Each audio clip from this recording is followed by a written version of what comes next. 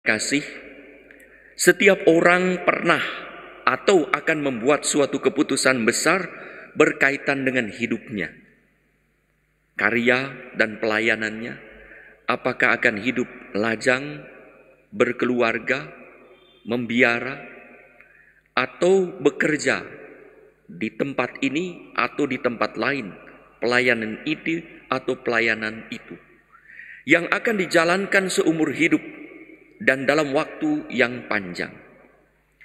Untuk keputusan besar orang butuh pertimbangan matang, permenungan dalam, dan doa yang intens, agar keputusannya tepat dan membawa berkat, baik untuk dirinya sendiri maupun untuk sesama, karena sesuai dengan kehendak Allah. Bisa jadi setelah melalui proses tersebut, keputusan besar yang diambil mengagetkan banyak orang, karena tidak populer atau tidak sesuai dengan perkiraan kriteria orang banyak yang menggunakan hanya kriteria manusiawi. Mana mungkin ia bisa, mana mungkin ia berhasil. Saudara-saudari yang terkasih, ada film The Jesus. Di sana dikisahkan dalam satu episode, Yesus memanggil murid-muridnya. Pertama, Petrus dengan mujizat ikan itu, lalu Matius. Lalu pada suatu hari setelah mereka dipanggil, ada begitu banyak murid, Yesus naik ke atas bukit untuk berdoa semalaman. Pada siang hari, setelah pagi, ia turun dan ia bertemu dengan banyak muridnya. Dari situ ia mulai memilih, dan itulah yang disebut dengan memilih. Ia memanggil banyak, lalu ia milih. Lalu ia memilih 12, satu-satu ia datangi, ia tatap. Setelah ia tatap, lalu ia tepuk, atau ia peluk. Dan disitulah ke-12 orang. Bayangkan, ketika banyak murid itu menanti siapakah yang akan ditatap, siapakah yang akan dipeluk, siapakah yang akan ditepuk. Dan ternyata 12 orang. Dan yang mengagetkan, Yudas Iskariot, dia terpilih dan ia tertawa dan saling berpelukan. Yesus tahu siapa yang dipilih. Keputusan Yesus saat memilih 12 rasul bisa jadi membuat orang kaget. Apakah Yesus tidak salah memilih mereka? Siapakah yang dipilih oleh Yesus? Tak ada satupun yang menonjol, baik dalam hidup, pekerjaan maupun kepemimpinan. Mereka semua adalah orang biasa dan sederhana. Lalu apa kriteria Yesus dengan mengandalkan mereka untuk melaksanakan proyek besar keselamatan manusia bagi seluruh dunia? Orang bisa komentar, gila Yesus ini, apa-apaan. Yesus mendengarkan Allah dalam doa semalam-malaman. Karena ini keputusan besar. Apa yang Allah kehendaki? Ia segera mewujudkan kehendak Allah. Pikiran Allah tak sama dengan pikiran manusia. Kita ingat waktu Samuel hendak memilih pengganti Raja Saul, dihadapkanlah oleh ayah Daud, para kakaknya mulai dari dia yang secara manusiawi mempunyai kriteria untuk menjadi Raja Israel. Samuel pun pernah terpukau pada tubuh yang gagah dan paras yang tampan. Tapi Allah berfirman, janganlah pandang parasnya atau perawakannya yang tinggi, sebab aku telah menolaknya.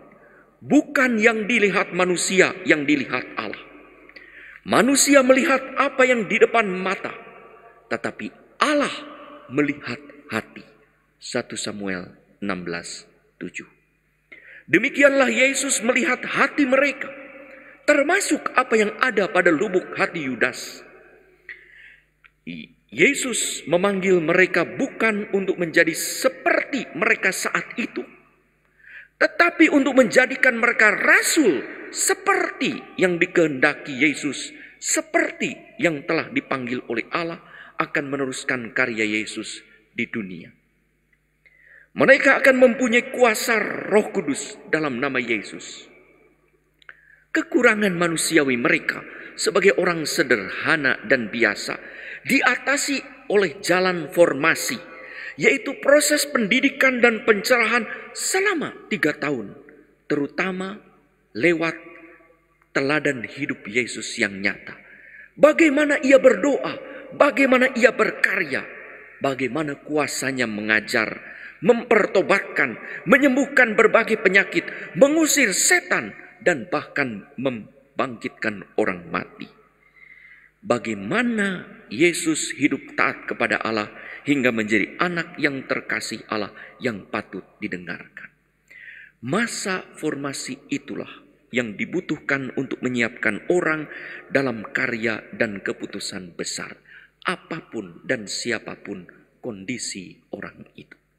Saudara-saudari yang terkasih, sekalipun menurut ukuran manusia, mereka para rasul yang dipilih Yesus di bawah kualifikasi, Allah akan melengkapi mereka. Setelah 2000 tahun lebih kita tercengang. Ternyata berkat 12 rasul yang pada waktu itu tanpa kualifikasi manusia, tapi dipilih dan dikehendaki Allah, kini ada 2,4 miliar yang percaya pada Yesus. Bayangkan, masing-masing rasul menggandakan 200 juta orang yang percaya pada Yesus. Saudara-saudari yang terkasih, siapa tahu karya besar juga dititipkan pada kita, orang biasa dan sederhana. Jangan lihat kita saat ini, lihat Allah akan memanggil kita lebih besar lagi daripada saat ini kalau Ia menghendaki. Saudara-saudari, Allah memanggil kita untuk hidup karya dan panggilan tertentu. Kalau Allah menghendaki kita terlibat dalam karyanya, jangan terpaku pada siapakah kita dulu atau sekarang dengan segala kekurangannya, tetapi fokuslah pada bagaimana Allah akan menjadikan kita menjadi pribadi yang mampu berbuat hal yang mungkin mencengangkan dunia bagi kerajaan Allah. Apakah kita layak untuk dipanggil Allah untuk berkarya besar dalam gereja dan dunianya, menjadikan kita lebih lagi daripada saat ini? Mari saudara-saudari, beranjak dari orang sebagaimana kita adanya saat ini, menjadi sebagaimana Kristus menghendaki kita. Demikianlah Yesus menjadikan Simon dan Yudas yang kita pestakan hari ini, orang sederhana dan biasa, menjadi pewarta ke berbagai daerah, Mesir,